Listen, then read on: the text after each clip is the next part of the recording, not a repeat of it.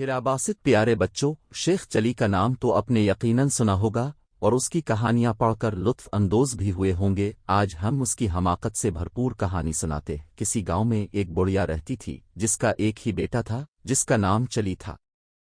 वो बहुत कामचोर, बेवकूफ, सुस्त और काहिल था। उसे बस एक ही काम आता था, शेखी बघारने का। जहां चंद लोगों को इकट्ठे बैठे देखता, उनके करीब जाकर खुद भी बैठ जाता और उन्हें गुफ्तगू का मौका दिए बगैर अपने झूठे सच्चे कारनामे बयान करने लगता।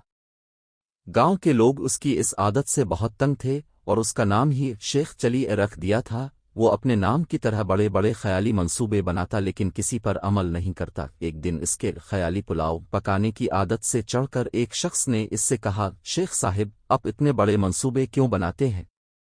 अपने एक हफ्ते बाद इस दुनिया से कोच कर जाना है, अपनी मौत का ख्याल करे।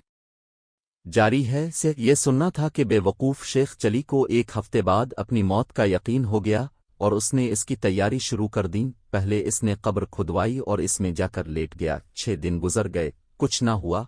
7वें रोज़ शेख चली ने सोचा कि ये इस शख्स के बताए हुए एक हफ्ते का आखिरी दिन है, शायद अब मौत का फरिश्ता आने वाला है।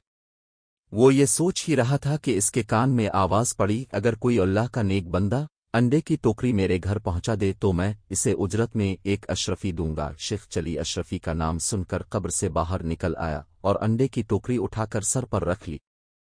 ये देखकर टोकरी के मालिक ने कहा, शेख साहिब, जरा संभाल कर ले जाना, अंडे टूटने ना पाएं, वरना एक दमड़ी भी नहीं दूंगा, उल्टा हर्जाना ले लूंगा।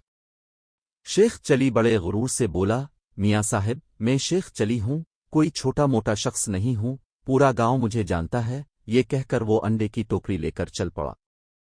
ख्याली पुलाव पकाने की तो आदत थी ही, सर पर अंडों की टोकरी रखकर रास्ता चलते हुए इसकी ज़हनी रूह बहक गई और लगा ख्याली पुलाव पकाने। अंडे पहुंचाने की मजदूरी मुझे एक अशरफी मिलेगी, बड़ी रकम है, इससे मैं मुर्गी खरीदूंगा, वो अंडे देगी, अंडे बीच कर बिक्री लूंगा, जो बच्चे देगी, बिक्री के बच्चे बीच कर गाय लूंगा, गाय दूध देगी, मेरे बच्चे दूध मांगेंगे तो मैं उनसे कहूंगा, ये लो दूध।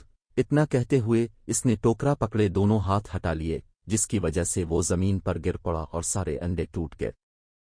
अंडे के मालिक ने जब ये मंजर देखा तो वो आहो बका करते हुए बोला, हाय मेरे अंडे। दूसरी तरफ शेख चली रोते हुए दहाई दे रहा था, हाय मेरे बच्चे। दोनों की आह विजरी सुनकर लोग जमा हो गए और शेख चली की बात सुनकर उसे बावर कराया कि तुम्हारी तो शादी भी नहीं हुई, बच्चे कहाँ से आ गए जो तुम रो रहे हो? हाँ, अंडों के मालिक का तुमने जो नुकसान किया है इसका हर्जाना तुम्हें देना पड़ेगा। बात शेख चली की माँ तक पहुंची, उसने वहां आकर हर्जाने की रकम अदा करके शेख चली की गुलोखलासी कराई।